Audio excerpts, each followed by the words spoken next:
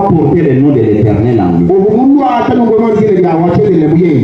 C'est ce qui est dit et qui a été dit à Moïse en Exode. Même en parlant, il avait des réserves. Il dit, Satan, que l'Éternel te réprime. Il n'a pas dit, je te réprime. Que l'Éternel te réprime. Donc l'ange de l'Éternel, ce n'est pas l'Éternel.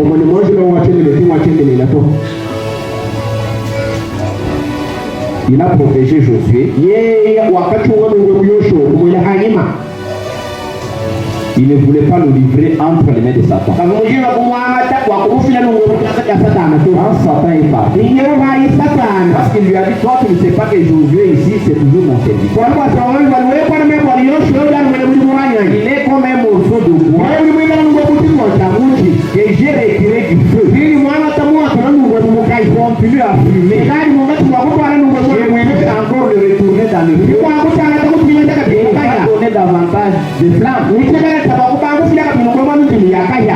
Mais le langage pareil ne peut pas être tenu aujourd'hui. Donc on attrape quelqu'un qui s'appelle serviteur de Dieu, va ajouter. Non, ne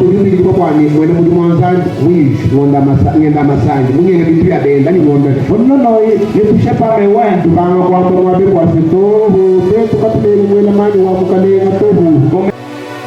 Évangéliste Pierre Célestin Boukedi, bonjour. Bonjour Tonton Mix. Comment vous allez? Je suis très bien. Et l'église du Seigneur? Elle se porte à merveille, comme à l'habitude. Aujourd'hui dimanche, vous avez été à l'Estrade. De quoi il a été question? Oui, nous avons parlé de la vie des noces. Oui. Parce que le grand thème c'est le royaume des dieux. Nous développons le royaume des dieux sous plusieurs aspects. Mais comme nous parlons avec Matthieu, chapitre 22, là on a comparé le royaume des cieux à un roi. Un roi qui avait préparé le festin de son fils. Il avait invité des gens et les conviés s'étaient excusés. Maintenant, il a envoyé des serviteurs capturer de force, arrêter de force les gens pour qu'ils viennent manger sur les. Alors, pour remplir la salle des noces. Après un temps, le propriétaire de la maison du festin est entré pour vérifier cela qui était dans la salle. Il avait trouvé monsieur sans habit de noces. Il lui a demandé, messieurs, que fais-tu là sans habit de noces? C'est pourquoi nous avons parlé de l'habit de noces. Ce n'est pas un habit naturel, voilà, c'est un habit spirituel. Ce ne sont pas des tuniques blanches ou des vestes noires, des chemises blanches et des pantalons noirs. Parce qu'il y a beaucoup de gens dans le monde entier qui ont des habits naturels, qu'ils appellent les vêtements des enfants de Dieu ou les vêtements de Dieu. C'est pas ça. Nous avons vu à la lumière de la parole de Dieu de l'évangile que ce vêtement c'est le Seigneur Jésus-Christ lui-même. Conformément à Galates chapitre 3, verset 27, Romains chapitre 13, verset 11 jusqu'à 14. Donc Jésus-Christ est un vêtement. Or Jésus-Christ avec 2 Corinthiens 3, 17, c'est le Saint-Esprit. Donc l'habit des noces c'est le Saint-Esprit. Pour participer au repas préparé par le Seigneur au ciel, il faut être rempli du Saint-Esprit. Même sur la terre, pour que l'évangile trouve sa place dans le cœur de l'éternité, il faut que cette personne soit remplie du Saint-Esprit. Sans Saint-Esprit, on ne peut pas participer au repas du Seigneur. Voilà l'essentiel. Cet habit-là s'appelle le Saint-Esprit. Le Seigneur Jésus-Christ qui est le Saint-Esprit. Mais il y a des églises où l'on ne croit pas à la manifestation ou à la présence du Saint-Esprit actuellement. On dit que les temps des miracles sont révolus, c'est-à-dire dépassés. Le Saint-Esprit n'a agi qu'avec les 12 apôtres et les anciens disciples. Qu'est-ce que vous leur dites? J'ai dit à ces gens d'assemblée, parce que nous n'ont jamais été l'église du Seigneur. Le Saint-Esprit, c'est le gage. Le Seigneur m'a dit, je me laisse au gage. Je dois vous rassurer que je dois retourner vous enlever. Maintenant, comme eux ne croient pas au Saint-Esprit, ceux qui n'ont jamais entendu parler du Saint-Esprit, ils ne sont pas différents des disciples de Jean-Baptiste dont on a parlé en Actes chapitre 19. Donc j'ai dit à ces gens-là de croire en la vraie parole de Christ, selon Éphésiens 1, verset 13. Lorsqu'ils recevront l'Esprit Saint, ils connaîtront qui est Jésus-Christ maintenant. Donc, au temps des miracles, au temps du Saint-Esprit n'est pas révolu. Le Seigneur est encore en activité, en action. Donc, il faut que les gens l'acceptent pour connaître qui il est. Il a dit que si vous croyez au Fils de l'homme, connaîtrez qui il est. Donc si vous n'avez pas cru en son évangile, vous ne le connaîtrez jamais. C'est pourquoi il y en a qui vont douter, qui vont dire, mais au fait, est-ce que ce miracle c'était seulement avec les apôtres? Sinon, non, c'est pas ça. Le Seigneur est encore en action. Alors, concernant l'habillement ordinaire ici, est-ce que peut-on aussi l'associer à celui spirituel pour dire que les serviteurs de Dieu, les croyantes ou les croyants ne peuvent pas s'amener dans l'assemblée de saints, dans la malpropreté? Parce qu'il y en a parfois qui ne tolèrent pas qu'on entre avec les babouches, qu'on entre avec les habits sales, qui préfèrent que tout le monde soit propre et parfois parfumé. La propreté, c'est la parole du Seigneur. Avec 2 Corinthiens chapitre 7, verset 1er. L'apôtre Paul dit que comme nous avons des meilleures promesses, nous devons garder de toutes les souillures qui concernent la chair et l'esprit. Donc nous devons être propres sur le plan naturel, sur le plan spirituel. Donc un véritable chrétien, c'est trop sale. Il ne peut pas être trop sale naturellement. Pourquoi? Parce que avec cette écriture que j'ai donnée, 2 Corinthiens 7, verset 1er. Donc nous devons nous conserver de toutes les souillures. Nous devons nous débarrasser des souillures. Donc toutes les souillures spirituelles et même physiques, naturelles. Tout à fait. Parce que les souillures spirituelles, ce sont les péchés, les impuretés. Maintenant, les souillures naturelles, c'est la saleté naturelle. Donc un chrétien ne peut pas dire je me promène trop sale avec les cheveux en désordre et donc Dieu voit le cœur, je suis vêtu spirituellement. Non. Pour prouver que vous êtes vêtu spirituellement, cela doit être visible à travers votre vie naturelle. C'est pas pour dire que ceux qui s'habillent proprement sont remplis du Saint-Esprit, non, mais celui qui est rempli du Saint-Esprit doit aussi être trop sale naturel. Ça c'est très important. Nous avons aussi décrié le fait que quelqu'un ne peut pas se promener en culotte torse nu, exposant les parties du corps, il devient un scandale pour le peuple de Dieu, pour les gens du monde, et que non, Dieu ne voit pas l'extérieur, il voit l'intérieur. Donc ça c'est un faux Dieu, un faux Jésus-Christ. Le véritable Jésus-Christ, dans la bouche de Frère Paul, Romains chapitre 12, verset 1er, il a dit, le verset 2, il a dit aussi que vous devez offrir vos corps comme un sacrifice saint, agréable à Dieu. Voilà, cela c'était un culte agréable, un culte spirituel qui plaît à Dieu. Donc vous comprenez que c'est quand on marche vivant que l'on peut offrir son corps au Seigneur. Un corps qui a du temps offert au Seigneur Jésus, il ne peut pas être donné à la prostitution, il ne peut pas être exposé aux envies, à la convoitise. Donc ça doit être réservé pour le Seigneur. Voilà. Vous êtes sans ignorer que nous sommes dans une ville où il n'y a pas d'eau qui coule régulièrement au robinet. Le fait de ne s'être pas lavé avant d'aller au culte, tel que vous l'avez évoqué tout à l'heure, ça ne peut pas devenir un frein par rapport à ceux qui veulent aller adorer le Seigneur, parce que cette carence en eau potable est trop fréquente dans notre ville. Avec ce que vous venez d'alléguer tout à l'heure, vous ne voyez pas que ce sera une raison valable pour laquelle on doit s'absenter de l'église. Quand nous parlons de la propriété, c'est pas seulement quand on va au lieu de prière, même chez soi à la maison, dans les comptes gratuits, sur la rue, partout. Notre propriété ne peut pas être seulement pour les lieux de prière, non. Parce que nous sommes l'église, nous sommes les membres du Seigneur, nous sommes des pierres à l'édifice spirituel. Que nous soyons à la maison, au travail et partout d'ailleurs, nous sommes toujours à l'église. Nous devons être propres. Et là, je ne peux pas dire, voilà, comme je n'ai pas d'eau, non, non. En fait, vous ne manquerez pas de demander quand même une fête de soi-même. Si vous l'avez manqué, vous allez faire la tête épaule. Si vous l'avez manqué, comme on dit, si vous l'avez manqué, c'est sur quoi il y a moyen de se dévêtir des vêtements naturels sales, arranger ce qui est nécessaire, ce qui peut faire des scandales. Mais la pauvreté, les lieux de prière, ça doit être partout où nous allons prier. Parce que nous sommes toujours à l'église. Partout où nous sommes. Partout où nous sommes.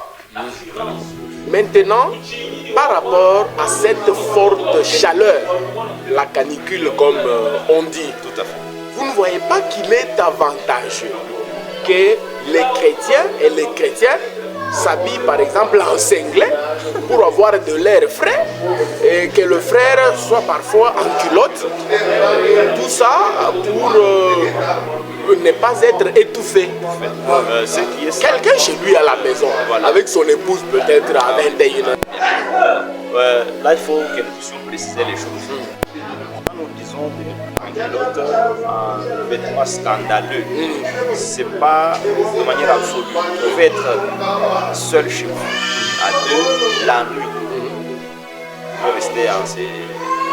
Pas vous promener à longueur de journée en culotte. En singlet, vous êtes scandale. Tout le monde va chercher à vous regarder.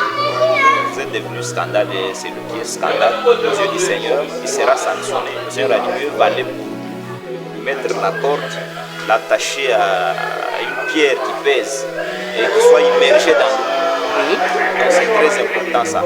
Puis en Jean chapitre 16, l'apôtre, donc le Seigneur l'a dit en Jean chapitre 16, verset 1er en descendant.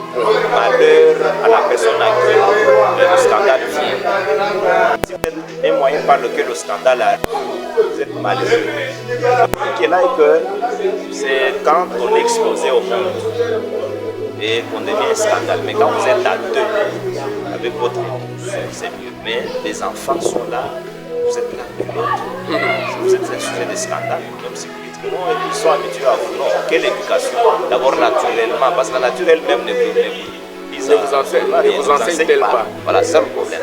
Donc, on n'a pas dit que seul à la maison, la nuit, vous allez toujours rester en talons, pour vous asphyxier. Non, c'est pas dans ce sens. Et puis, il y a aussi des vêtements très légers que l'on peut porter, ça peut être des manches longues, des manches courtes, quand même modérés, mais très légers, qui ne sont pas sujets de scandale, que l'on peut porter en période de canicule. Donc là, c'est pas intéressant. Je ne vous ai jamais vu prêcher en t-shirt, manches courtes par exemple. Vous évitez le scandale ou vous n'en êtes pas habitué? C'est pas interdit, mais vous ne voulez pas qu'on voie les bras du prédicateur? Non, c'est pas scandaleux. Donc c'est vous seul qui vous y abstenez. Voilà, il y a des choses que la personne ne fait pas, non parce que l'évangile a été, mais n'en a pas les goûts. Ou votre épouse n'en veut pas. Pas tellement.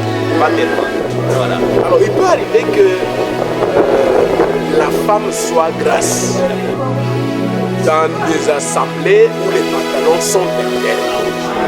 Mais le médecin prescrit de faire ce qu'on appelle le footing là. C'est pas la grosse voie là, comment on appelle. C'est promener quand même à pied, hein, pour se dégraisser. Maintenant, cette marche là à pied, elle peut bien se faire en pantalon, elle peut bien se faire en training, dans un habit léger qui peut faciliter cette marche-là. Alors, maintenant, dans l'assemblée, il est interdit aux femmes de porter des pantalons. Mais le médecin a prescrit une marche à pied pour se dégraisser. Une sœur en Christ, comment peut-elle s'y prendre? Et le mari aussi. Parce qu'il y a des choses qui se font à la maison et non à l'assemblée, à la cité. Alors, vous avez dit qu'on doit être chrétien partout parce qu'on est l'église partout. Comment elle doit aller avec quelle tenue? Si ce que le médecin a prescrit devient un sujet de scandale, oui, je ne peux pas le faire. Dans le Seigneur que satisfaire un médecin, pour satisfaire la chair et aller à la chair.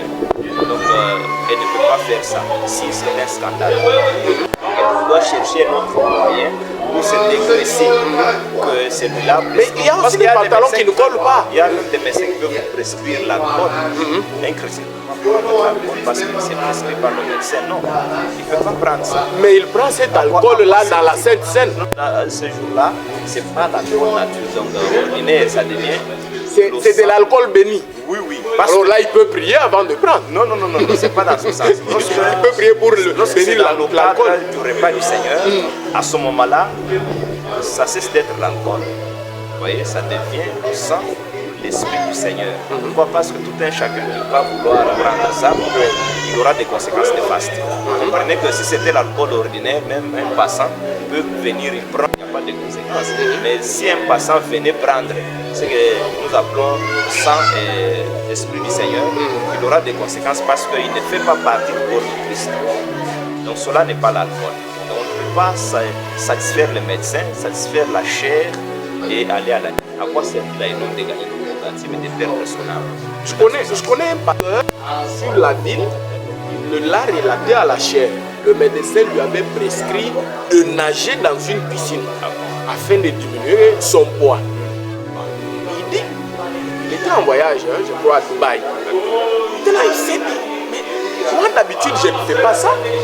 Je dois me mettre en maillot de bain pour commencer à nager. C'est vraiment incommode. Il a refusé. Voilà. Il a refusé bien que cela lui soit prescrit par le médecin. Tout à fait. Alors, c'est que le médecin peut prescrire quelque chose et vous, en tant que chrétien, vous usez de l'intelligence et de la sagesse divine. Tout à fait. Et vous passez. Amener cela à la lumière de la parole. Oui. Est-ce que cela corrobore avec l'évangile? Est-ce que ça respecte la parole du Seigneur? Si cela ne respecte pas l'évangile, ça ne sert à rien d'applaudir le médecin. Ça, c'est pour les spirituels. Est-ce qu'on peut entrer dans l'assemblée du Saint en babouche? Oui, sans problème. S'il n'a que ces babouches-là, pourvu que ce soit nettoyé, que ce soit propre. Le problème, c'est la propreté. Donc, vous avez votre simple chemise. Si elle est nettoyée, repassée, gloire à Dieu. Alors, ce qui est interdit, c'est la saleté. On n'a pas dit qu'il faut porter seulement, il ne faut pas porter des babouches, il faut être seulement. Parce qu'il y a des assemblées comme ça, les commerçants ici, les boutiquiers ici, ils disent le dimanche, chacun doit venir en veste. Ils devaient venir en veste. Donc, Oui, parce qu'on est devant le roi des rois. Ils sont des pharisiens, oui. On doit s'habiller conséquemment. Non, non, non. Ils embellissent l'extérieur. Ce sont des pharisiens, mais l'intérieur, ils sont éloignés du Seigneur. Vous voyez, le Seigneur n'aime pas ce genre de culte. Vous avez dit aux gens de venir en veste, de venir chiquement vêtus, mais est-ce que leurs cœurs sont près du Seigneur? C'est ça le grand problème. Donc ça nous dénonce. D'ailleurs, ces gens ne font pas partie de l'église du Seigneur. Ce sont des boutiquiers là où on ne cessera jamais d'en parler. Ni l'on n'est pas dans les choses du Seigneur. Quand nous passons de caméra, c'est pour leur dire de renoncer à ces choses, de rencontrer le véritable Jésus pour être sauvé. Parce que tout ce qu'ils font, c'est du scénario, ça ne peut jamais procurer la vie éternelle. Est-ce qu'il est dit qu'un prédicateur ne doit qu'être en cravate, en veste? C'est ça l'hypocrisie. Pour avoir une belle image, peut-être qui doit se prendre sur les réseaux sociaux. C'est ça l'hypocrisie. C'est ça l'hypocrisie. C'est ça le pharisaïsme. Vous voyez? Oui. Donc l'embellissement de l'extérieur. Il faut relaxer. D'ailleurs, vous savez l'histoire de David et Goliath. Oui. De Saül. Saül était habitué à porter l'armure naturelle là qui pesait. Lorsque David voulait porter sa chemise, ça ne va pas. Il aimait être relaxé. Et il ne s'était servi que de ce caillou là.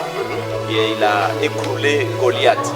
Donc les gens aujourd'hui ont transformé les vestes en vêtements pour prêcher. Il faut être en veste, il faut être en cravate, il faut en chemise blanche, il faut enfiler, il faut porter ceci. Non, non. Je peux être en tricot, j'annonce la parole. Je peux être en veste, j'annonce la parole. Et vous ne vous gênez pas. Dans n'importe quelle tenue, mais pourvu que cette respecte l'évangile. C'est ça le problème. Mais l'ange, Satan, devant l'ange, avait fait des reproches à Josué. Si j'ai bien ouïr votre prêche, ça veut dire que Josué était salico, permettez-moi le terme. Il n'était pas bien habillé. Voilà, ce n'est pas l'habillement naturel. C'est ça. Donc Zacharie chapitre 3, oui, verset 1er en descendant. Vous voulez insinuer quoi? Que Josué était tombé dans les péchés? Parce que il a dit oui. J'étais à côté par Dieu. Il a Dieu. dit j'ai enlevé ton iniquité. J'ai pardonné tes péchés. Saleté là, c'était le péché. Donc un souverain sacrificateur. Là, vous comprenez que vous n'avez pas le droit de condamner actuellement les serviteurs de Dieu qui tombent dans l'adultère ou dans les péchés. Oui, oui, ils sont comme ça. Dans l'ancienne alliance, le péché était mélangé. Ceux qui se disaient enfants de Dieu, dans l'image bien entendu, ils étaient semblables à tous ces païens. Vrai un sacrificateur. D'ailleurs, l'apôtre Paul dit en Hébreux chapitre 7 que ces gens plaidaient avec réserve. Donc, ils pensaient que lui aussi était appelé. Même quand il parlait, il se réservait. Mais ce n'est pas le cas avec le Seigneur. Lui était séparé du péché. il est entré dans les lieux très saints avec son Il affirmait en vérité, je vous le dis. Il n'avait pas de retenue. Visage. Mais aujourd'hui, quelqu'un qui peut se dire qu'il est serviteur de Dieu, il est chrétien, en vêtements sales, c'est-à-dire avec des péchés, il n'est pas serviteur de Dieu. Parce que dans le livre de Zacharie, là, au verset 8, on a dit, quand mon serviteur, le germe, viendra, à ce moment-là, on va voir de véritables sacrificateurs, les associés qui seront séparés du péché. Donc tous ces soi-disant serviteurs de Dieu, ils ne sont pas serviteurs de Dieu, ils sont nus aux yeux du Seigneur, ils ne sont pas remplis du Saint-Esprit. Pourquoi? Parce que vous les retrouvez dans les péchés diversifiés, soit dans la prostitution, on le voit dans sur les réseaux sociaux, soit dans les mensonges, dans l'escroquerie. Il faut, avec des versets bibliques, ils rançonnent le peuple de Dieu. Vous voyez, ils mettent des paniers, l'offrande de la parole, de la prophétie. Ils ont beaucoup d'histoires, même des choses qui n'étaient pas dans l'ancienne alliance. Ils ont créé certaines choses justement pour s'enrichir. Et ceux-là sont des dieux. Et quand vous trouvez dans ces pétrins, vous dites non, ne touchez pas mes oins, comme quelqu'un disait qu'il faut applaudir, il faut être fou pour déclarer comme ça. Donc, nous devons mettre l'accent sur le fait que le germe est déjà là, il s'appelle le Seigneur Jésus-Christ, il est propre, et tous ceux qui viennent à lui, il les nettoie, il les frotte du lait, et donc du lait de beauté, du sel et de l'huile. Il les vêtit de ce vêtement somptueux qui est le Saint-Esprit, ils sont propres jusqu'à la vie éternelle. Merci beaucoup. Est-ce qu'il y a des accessoires qui doivent accompagner ces vêtements?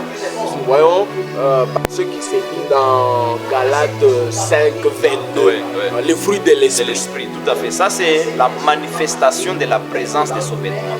Pour que quelqu'un dise qu'il est vêtu, c'est-à-dire qu'il est rempli du Saint-Esprit, on doit voir à travers la joie, la patience, donc tout ce qu'on a énuméré dans le livre de Galates chapitre 5.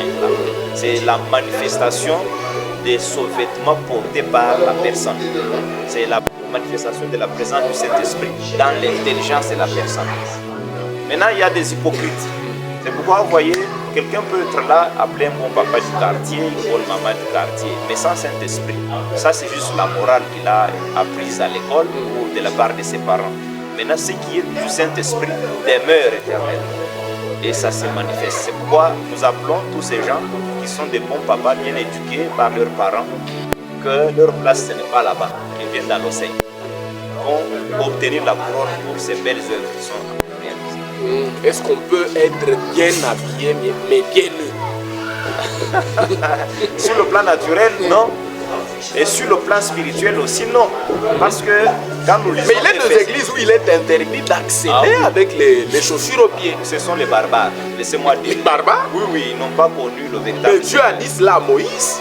Cela était un enseignement. Il lui a dit à la montagne. Vous savez, lorsqu'on arrête quelqu'un, ce que l'on fait pour la première fois, c'est... On les déchausse. Oui, il est déchaussé. On enlève sa ceinture. Oui. Donc, on le rend incapable de courir, vous voyez, avec un pantalon sans ceinture. Donc, il ne peut pas bien courir. On peut lui enlever aussi sa montre. Tout à fait, et autre chose. Donc, on le déclare incapable. Donc, Moïse, quand on lui a dit d'ôter ses souliers, ses sandales, pour dire que tu es incapable. Je vais te donner la mission, mais tu ne seras pas capable de la réaliser. C'est pourquoi quand on lui a dit, va du Pharaon, entre-temps, il a endurci le cœur de Pharaon. Vous voyez un peu.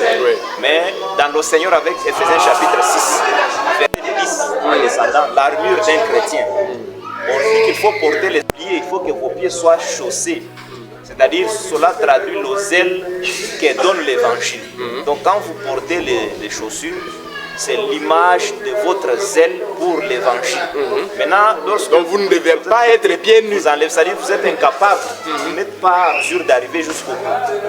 Vous voyez, c'est un peu ça. Les gens font certaines pratiques sans comprendre le sens. Donc, cela ne signifie pas que